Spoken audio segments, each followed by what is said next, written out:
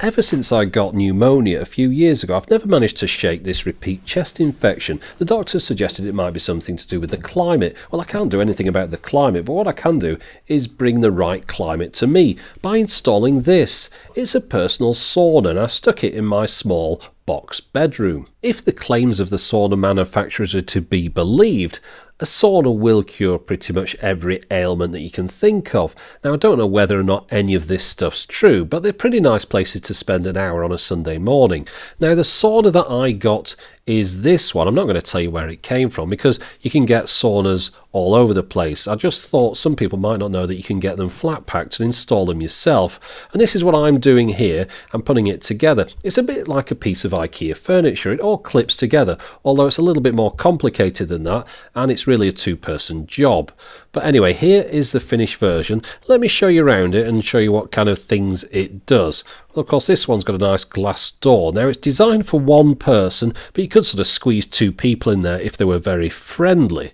I'll show you a few of the features inside. You've got a stereo radio CD here, which obviously is a car stereo just stuck in the side there. Two speakers in the roof as well. That thing hanging down is a temperature sensor, and then this bit on the top is just a basic vent to vent it when you finish using it.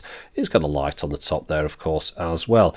Now, on this wall is an air ionizer, which you don't have to switch on if you really don't want to. I'll show you how it all operates. The control panel on this one is on the inside, sometimes they're on the outside. That's the button for the light, rather obviously. And then the numbers here, the 90, that's how long the timer is going to stay on for, and that's the maximum amount of time you can have it going on for. But of course you could just start it again when it runs down if you really wanted to spend that long in here. The maximum temperature you can set it up to is 151 degrees Fahrenheit. And if you'd rather see your temperature in centigrade, you press this button, and that's about 66 degrees. And then to start it off and running, all you have to do is press the start button here, and it starts heating up. Now, the model I chose has this halogen heater at the front. That helps it to heat up a little bit quicker. The main parts that heat up are these black panels at the back here, and there's quite a few of those. It goes all the way around the back and the sides. And then there's also some towards the back of the legs, and also under this floor bit there's another one there. Now, of course, they take a little bit long to heat up, so that halogen heater just speeds up the process to start with. And all you have to do then is just sit here, obviously not fully clothed like I'm doing now, but I don't think you really want to see that. And then I can put on the radio or something, maybe read a book or read my iPad until my glasses steam up. Now, I want to show you how long it takes to heat up. So let's set it to 150, switch it on, and notice the current temperature is 70 degrees Fahrenheit. And what I'm going to do, I'm going to pop out and show you how long it's going to take to get from 70 up to something more like sort of sauna temperature. Right, it's already got up to 72 now, so we'll just close the glass door on the front there.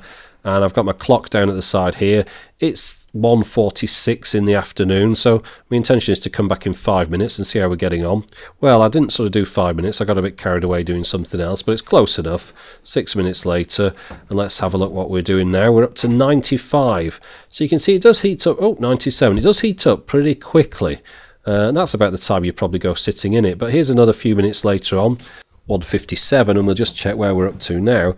It's up to 115 degrees Fahrenheit, so that's plenty hot enough to go and sit down in it.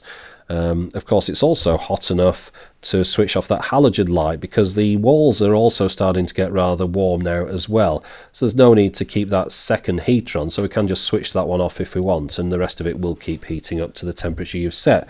Those walls, by the way, are covered in a kind of cloth. I suppose that stops you sort of burning yourself on them or something. I'll show you how it all fits together. This is a bit of a hint. Under the seat here you can just about see where these wires go in.